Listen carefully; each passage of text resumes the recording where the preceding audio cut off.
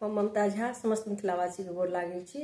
भगवती गीत गाबे जा रहल छी। जय गीत करै छी आदरणीय अशोक मिश्र भाई जी केने छथिन। जय मिथिला, जय मैथिली, जय मां जानकी। विपत्ति के मारी साम गेलौं थकुचाइए जग जननी मैया। विपत्ति के मारी साम गेलौं थकुचाइए जग जननी मैया। आब दुख सहलो ने जाई ये जग जननी मैया।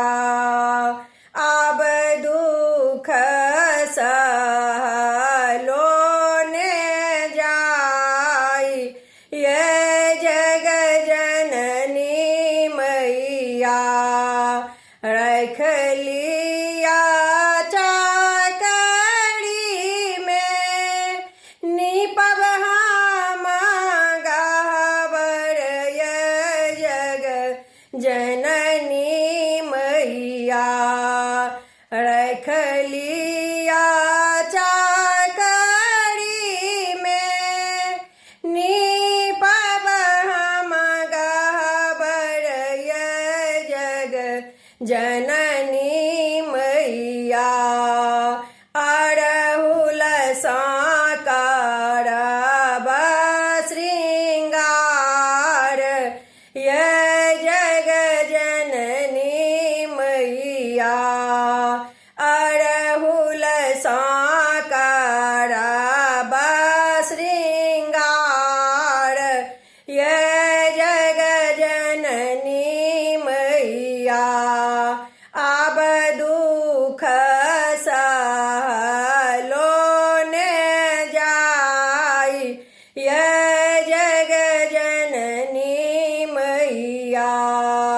सब अपराध अम्बे आब अहाँ क्षमियौ ये जग जननी मैया। सब अपराध अम्बे आब अहाँ क्षमियौ ये जग जननी मैया।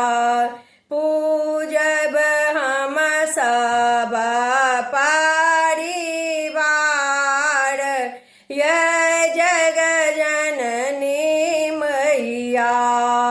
पूजब हम सब परिवार ये जग जननी मैया। आब दुख सहलो ने जाई ये जग जननी मैया। जग सं हरल मारल एलौं झमारल ये जग जननी मैया।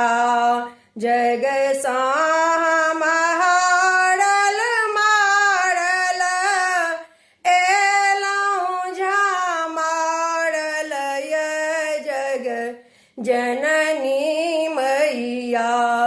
लियो ने आँचर में नुकाई ये जग जननी मैया।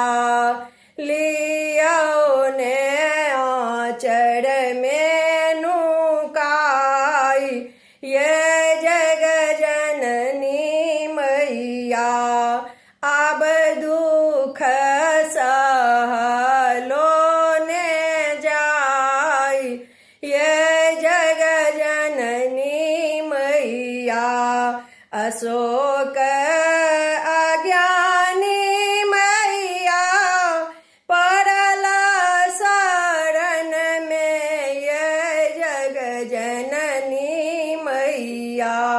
अशोक अज्ञानी मैया पड़ल शरण में ये जग जननी मैया सदिखन गाबई भजन तोहार ये जग जननी मैया सदिखन गाबई भजन तोहार ये जग जननी मैया अब दुख सहलो ने जाई ये जग जननी मैया अब दुख सहलो ने जाई ये जग जननी मैया। धन्यवाद।